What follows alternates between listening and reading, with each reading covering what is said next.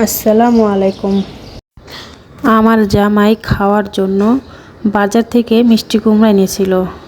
মিষ্টি কুমড়ার জাতটা এত ভালো ছিল যে আমি ভাবলাম লাগিয়ে দেখি হয় কি না।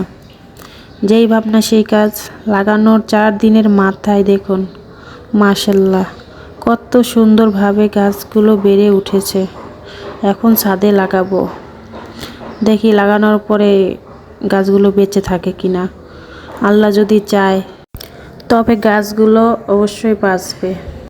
আমাদের বাসার ছাদের বাড়িওয়ালাদের অনেকগুলো টব পড়ে আছে, তাই এখানেই লাগালাম।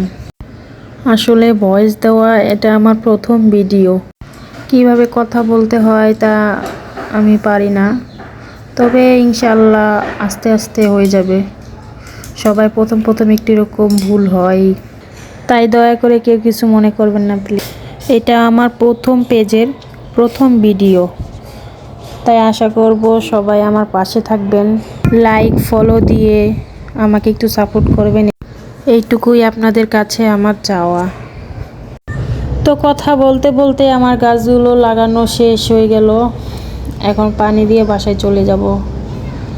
সবাই ভালো থাকবেন, সুস্থ থাকবেন, সবাই একটু পাশে থাকবেন।